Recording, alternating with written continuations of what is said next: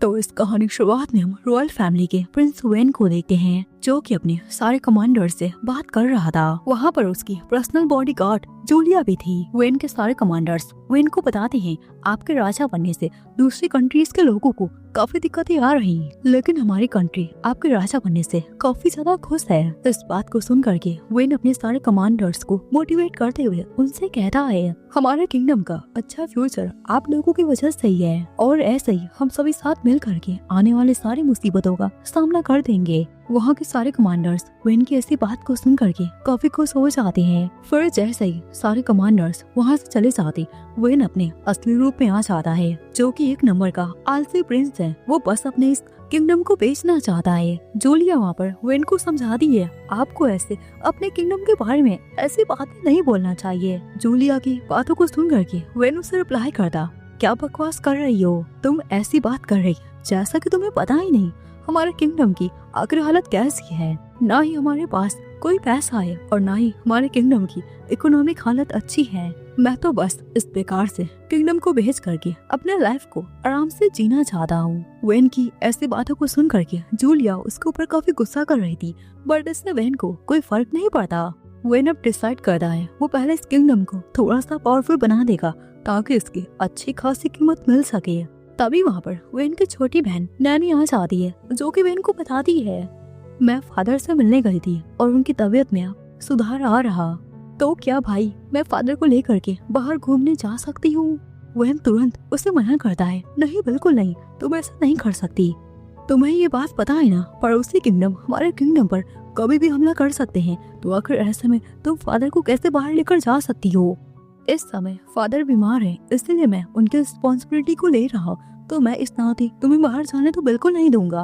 और हाँ, पड़ोसी किंगडम जो कि हमारे दोस्त थे, लेकिन अब वो हमारे ऊपर ही हमला करके इसको हड़पना चाहते हैं, क्योंकि अभी हमारी इकोनॉमिक्स कंडीशन काफी ज्यादा कमजोर है। तो इस बात को सुन करके नैनी उसे रिप्लाई कर दी, भाई आप चिंता मत करो, हमारे सोल्जर्स किसी से कम थोड़ी ना है। ये सुन करके वेन को याद आ जाता है, वो सारे कमांडर्स मेरे स्पीच को सुन करके काफी मोटिवेट हो चुके हैं और अब जंग में जाने के लिए काफी ज्यादा एक्साइटेड हैं। वहाँ पर जूलिया वेन को बताती है, पड़ोसी देश के राजा हमारे ऊपर हमला करने वाले हैं। तो वेन भी जंग के लिए तैयार हो जाता है, पर इससे पहले वो एक प्लान को बनाता है। वो इस जंग में अपने एक भी पैसे को ऐसे वेस्ट नहीं करेगा, और जब सेना भारी पड़ जाएगी, वो लोग हारने वाले रहेंगे, तो वो जा करके शांति का प्रस्ताव रखेगा। जिसके बाद हम डायरेक्ट सारे सोल्जर्स को देखते हैं, जो कि जंग के मैदान में जाने के लिए तैयार हो चुके थे, पर वो काफी ज्यादा नर्वस थे। तो ये देख करके वेन उनके पास जा करके उन्हें मोटिवेट करता। वहाँ पर वेन सारे सोल्जर्स के बीच में एक सोल्जर के नाम को लेकर के उसने कहता है, तुमने अपने वेपन को उल्टा पकड़ रखा है।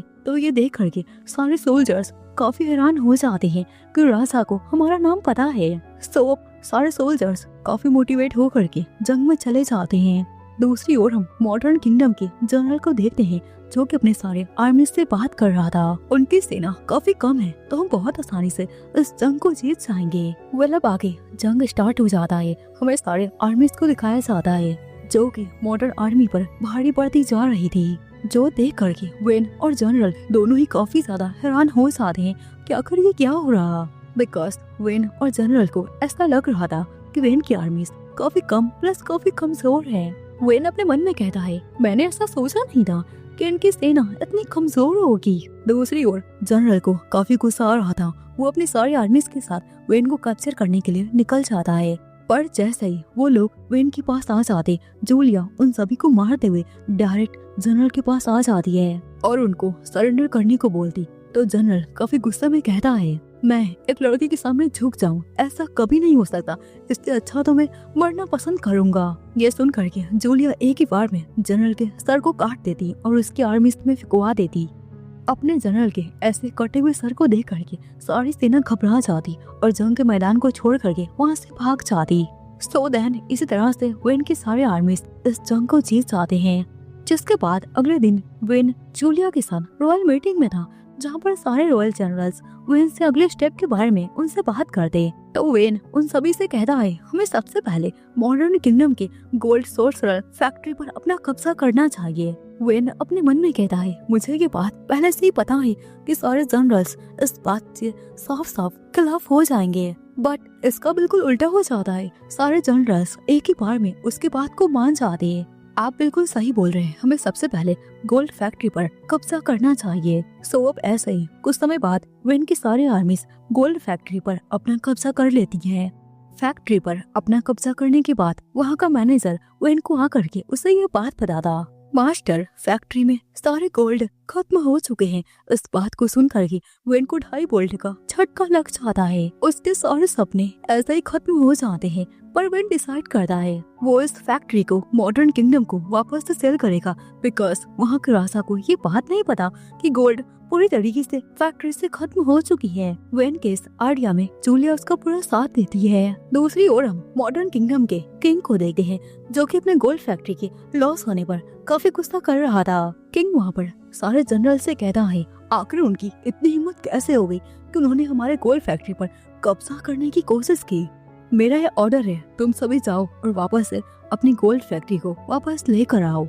तो अब किंग के ऑर्डर पर सारे जनरल्स अपने आदमियों के साथ वापस से फैक्ट्री पर हमला करने चले जाते हैं। दूसरी ओर जब ये बात वेन को पता चलती है, वो अपने सारे जनरल्स को बस डिफेंडिंग रहने को ही बोलता है। ऐसे ही कुछ समय बाद वेन एक प्लान को बनाता है, जिसमें वो बस पूरे 1 महीने तक एज डिफेंडिंग ही करेगा, क्योंकि उनकी आर्मीज को फाइट करने के लिए खाने पीने की तो जरूरत होगी ना। बट अगर उस रास्ते को ही बंद कर दिया जाए तो वो लोग तो ऐसे ही हार जाएंगे।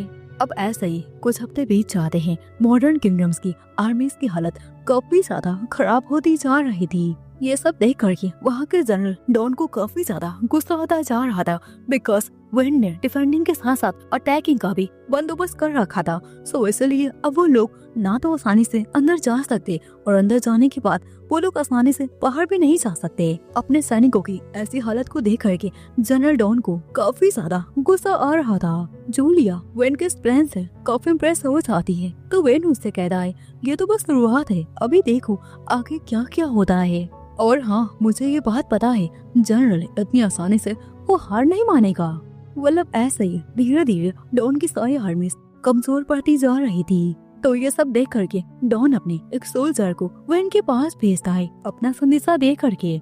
वो कमांडर वेन के पास पहुंच करके उससे कहता है मैं यहाँ पर शांति का प्रस्ताव लाया हूँ। हमारे जनरल ये नहीं चाहते कि इस जंग को और आगे बढ़ाया जाए। वेन उस कमांडर से शांति से बात करता है, भले ही वो कमांडर वहाँ पर सभी लोगों की बेइज्जती को करता जा रहा था। वेन उसके शांति के प्रस्ताव को स्वीकार कर लेता है। अब ऐसे ही वो कमांडर वहाँ से जाते वक्त जूलिया की काफी इंसल्ट करता है, जो सुन करके वेन को काफी गुस्सा आ जाता है। बट वो कमांडर लगातार जूलियट की बेइज्जती को करता जा रहा था कि मैं तुम्हारे जैसे लड़की को अपने यहाँ का नौकर भी ना बनाऊं, ऐसा बोल करके वो वहाँ से जाने लगता है। ये सब सुन करके वेन को काफी ज्यादा गुस्सा आ रहा था, पर वो अपने गुस्से को कंट्रोल करके उससे कहता है तुम अपने जनरल को जाकर बोल देना हमें ये प्रस्ताव स्वीकार नहीं है। वेल अब आगे जैसे ये बात डॉन को पता चलती है, उससे काफी गुस्सा आ जाता है। वो अपने सारे आर्मीज को इकट्ठा करके गोल्ड फैक्ट्री की ओर हमला करने को भेज देता है, ताकि वो सारे लोग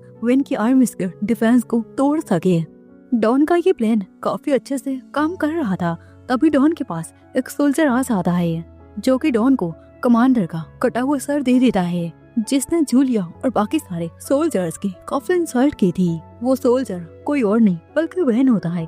और वेन सारे गार्ड्स को मारते हुए जनरल के सामने आ जाता है। जनरल डॉन वेन को देख करके काफी हैरान हो जाता है, बिकॉज उसने सोचा नहीं था कि वेन यहाँ पर आ सकता है। वेन तुरंत ही डॉन को मार देता है, ये बात कहते हुए कि मुझे ये बिल्कुल पसंद नहीं कोई मेरे जूलियट की ऐसे इंसल्ट करे। वेल अब आगे जनरल डॉन के मरने के बाद वो गोल्ड फैक्ट्री वापस से वेन के पास आ जाती है। तो ऐसे ही अब रात को सारे लोग साथ में मिल करके जश्न को मना रहे थे। वहाँ पर वेन के सारे जनरल कमांडर्स वेन के इस प्लान से वो काफी खुश थे। फिर ऐसे ही कुछ समय बाद जूलिया वेन से अकेले में कुछ बात करती है।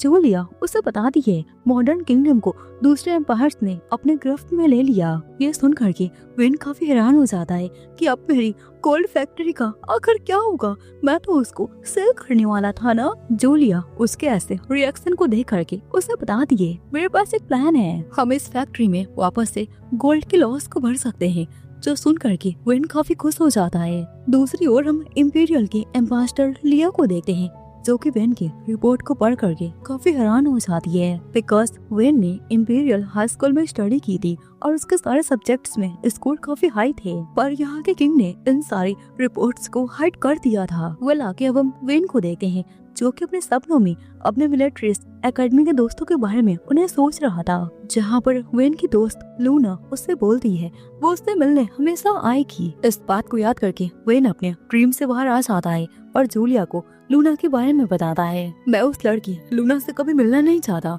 तो इस बात पर जूलिया उसे रिप्लाई करती, भूलो मत, तुम्हें पहले इम्पीरियल प्रिंसेस को पिक करने जाना है, तो बस उसी के ऊपर फोकस करो। इस पर वेन उससे कहता है क्या बकवास है, आखिर इम्पीरियल प्रिंसेस हमारे छोटे से किंगडम में क्यों घूमना चाहती है। वेल अब आगे जूलिया, वेन एंड नैनी उस प्रिंसेस का रॉयल अंदाज में उनका स्वागत करते हैं। वहाँ पर प्रिंसेस का जनरल वेन से कहता है प्रिंसेस आपसे शादी करना चाहती है। वेन इस बात को सुन करके बहुत ज्यादा हैरान हो जाता है।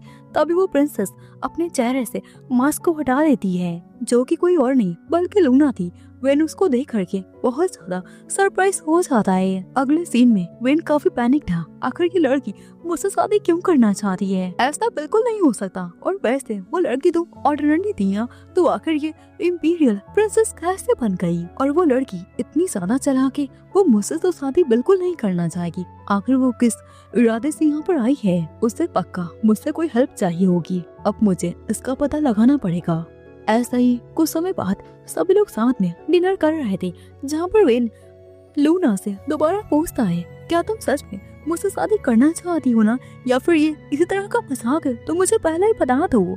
तो लूना उससे रिप्लाई करती मैं बिल्कुल सीरियस हूँ, तुम जिस तरह से तरक्की कर रहे हैं ना, देख लेना एक दिन आगे जा करके हमारा फ्यूचर एक ब्राइट होगा। उसकी ऐसी बातों को सुन करके वेन उसने कहना है वैसे मैंने अभी शादी करने के लिए ऐसा कुछ सोचा नहीं है, लेकिन मेरे पास तुम्हारे लिए गिफ्ट है जो कि मैं तुम्हारे कमरे में भिजवा रहा। वेल अब आगे बहुत सारे गार्ड्स एक बड़े से बॉक्स को लेकर के लूना के कमरे में आ जाते हैं।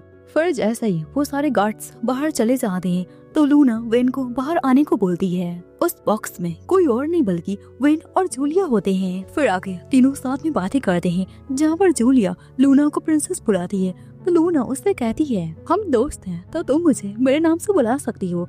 जिसके बाद लूना वेन से बात करती है मैं तुम्हारी मदद चाहती हूँ, तुम अंपायर से फाइट करो ताकि मैं अंपायर की क्वीन बन जाऊँ। जो सुन करके वेन उससे कहता है हमारे किंगडम के पास उतनी पावर नहीं कि हम अंपायर से जंग कर सके।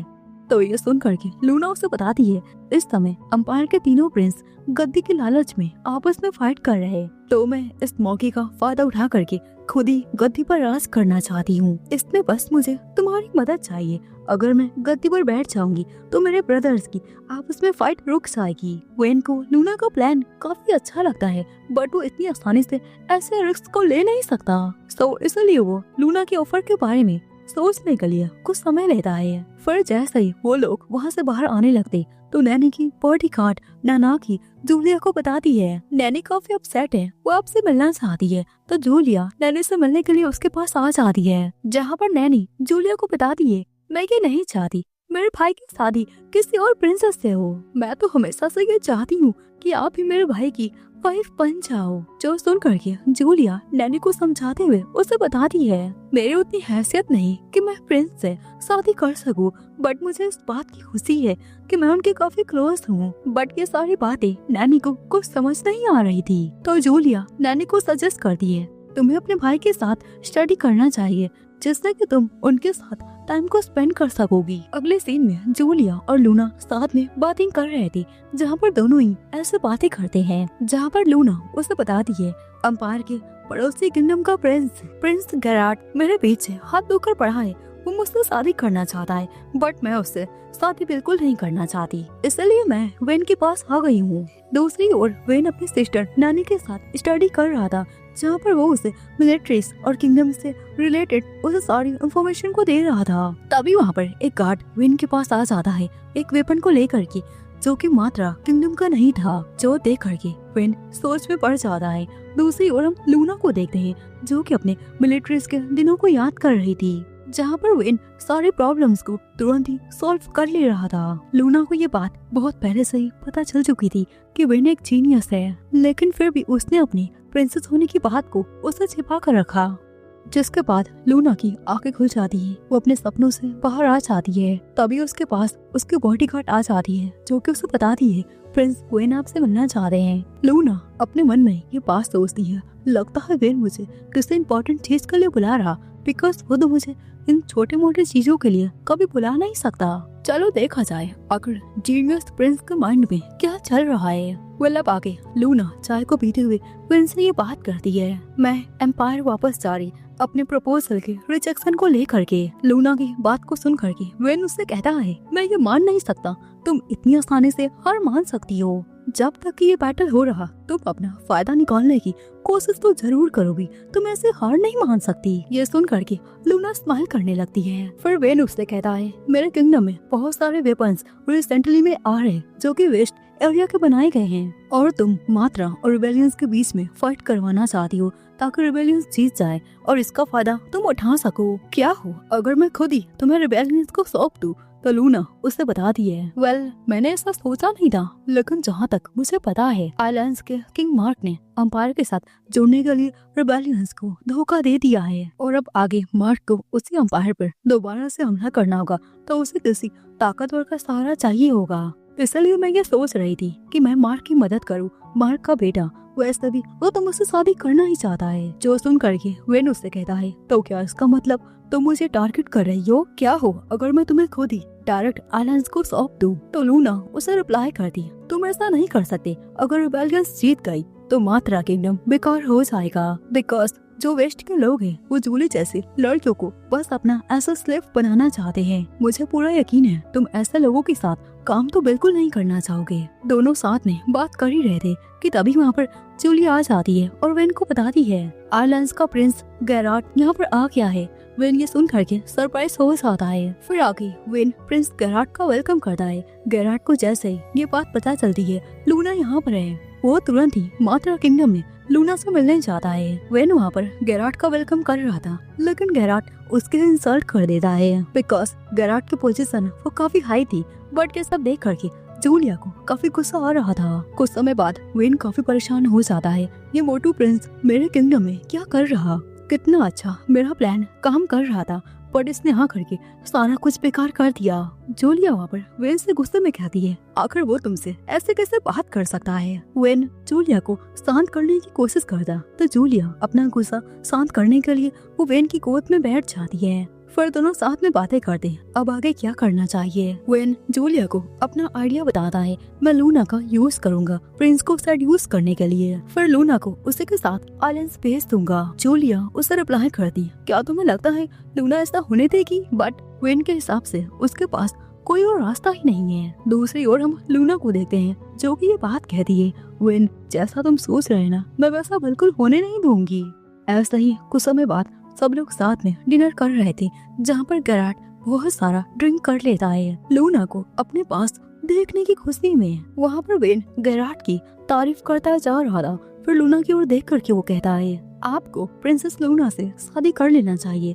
तो गैराट हंसते हुए कहता है, हाँ बिल्कुल, मैं वही करने तो यहाँ पर आया हूँ। लूना वहाँ पर किसी से कम नहीं थी, वो वहाँ पर वेन को घसीट देती है। ये देख करके गैराट उनसे कहता है, क्या तुम एक दूसरे को पहले से ही जानती हो? लूना उसे रिप्लाई करती, हम मिलिट्री स्कूल में ही साथ थे, और वेन एक बहुत अच्छा सा स्वॉर्डमैन है। जो सुन करके गैराट को काफी गुस्सा आ जाता है, वो तुरंत उसे ड्यूल के लिए चैलेंज करता है।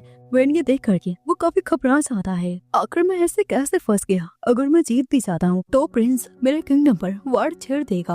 अब आगे मैच स्टार्ट हो जाता है। वेन जानबूझकर हारने का फैसला करता है। वेन एक प्लान को बनाता है, जैसा ही गैराट उसके ऊपर हमला करने आएगा वेन अपनी तलवार को नीचे गिरा देगा, पर ऐसा हो नहीं पाता। अब जैसा ही वेन हारने जाता है तो गैराट ड्रंक की वजह से नीचे फिसल जाता है और वेन के हाथों से उसकी स्वॉर्ड नीचे गिर जाती है, जो देख करके सभी लोग बहुत हैरान हो जाते हैं। गैराट काफी गुस्से में आ जाता है। वेन अपने मन में कहता है, अब मुझे क्या करना चाहिए? चलो मैं खुद ही अपनी स्वॉर्ड को नीचे फेंक देता हूँ। तभी गैराट स्वॉर्ड को उठा करके वेन की ओर हमला करने को आगे बढ़ता। जूलिया वहाँ पर वेन को बचने को बोलती है। वेन अपने मन में कहता है, मैं उसके ऊपर ऐसे हमला नहीं कर सकता, चलो मैं नीचे ही झुक जाता हूँ। वेन जैसा ही अपने आप को डॉस करके बचा लेता है, प्रिंस गैराट स्वॉर्ड को लिए हुए खिड़की से नीचे गिर जाता है और उसी स्वॉर्ड से उसकी मौत हो जाती है, जो देख करके सभी लोग बहुत हैरान हो जाते हैं। लूना तो ये देख करके एकदम से शॉक्ड हो जाती है। अब ऐसा ही कुछ समय बाद ये खबर आइलैंड्स के किंग तक पहुंच जाती है। वो अपने बेटे की मौत की खबर को सुन करके बहुत हैरान हो जाते हैं और ये बात सोचते हैं, मेरा बेटा ऐसे गिर करके तो मर नहीं सकता, ये किसी की साजिश है। अगर मेरे बेटे की मौत हुई है तो मात्रा किंगडम को मेरे खौफ से कोई बचा नहीं सकता। जिसके बाद हम वेन को देखते हैं, जो कि काफी ज्यादा परेशान होता है। आखिरकार उस नमूने को मेरे यहाँ ही मरना था। जूलिया वहाँ पर लूना को शांत कर दी है, सारा कुछ ठीक हो जाएगा, तुम ऐसे चिंता मत करो। दूसरी ओर लूना का भी हाल एकदम खराब था। उसका बॉडीगार्ड उसे सजेस्ट करता है हमें वापस से एम्पायर लौट जाना चाहिए, बिकॉज यहाँ पर कभी भी वार हो सकता है।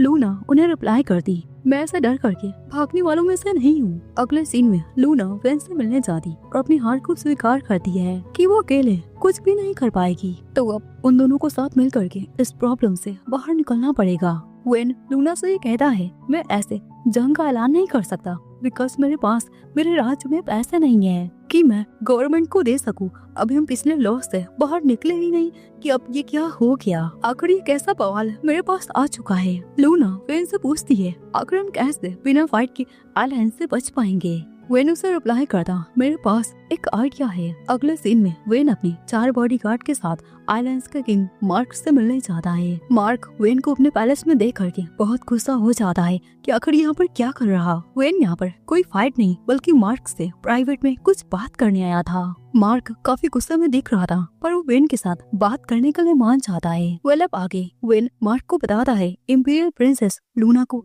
सारे प्लान के बारे में पता है, जो सुन करके मार्क घबराते हुए उससे कहता है, आखिर तुम्हारा मतलब क्या है। जिस पर वेन उसे सारा कुछ बता देता है, तुम रिबेलियंस के साथ मिल करके एम्पायर पर अपना कब्जा करना चाहते हो। मार्क ये सुन करके काफी ज्यादा पैनिक हो जाता है, तो वेन आगे बोलता है, मैं ये सारा इल्जाम गैराट पर लगा दूंगा कि उसने एम्पायर को धोखा दिया और रिबेलियंस के साथ मिल करके अपने खुद के फादर को जेल में डाल दिया। वैसे तभी गैराट की इमेज जनता में काफी खराब है, तो उसके मरने से किसी को कोई फर्क नहीं पड़ेगा। मार्क उसके इस बात को सुन करके काफी घबरा जाता। वेन उसे एक मौका देता है, अगर तुम अपनी सजा को कम करवाना चाहते हो तो तुम्हें रिबेलियंस के पास जितने सारे एविडेंस थे सारा कुछ प्रिंसेस लूना को देना पड़ेगा, फिर वो आगे का सारा कुछ संभाल लेंगी। इन दी एंड तुम्हें जेल भी नहीं होगा। वैसे भी तुम्हारे पास कोई और रास्ता नहीं है अपने किंगडम को बचाने का।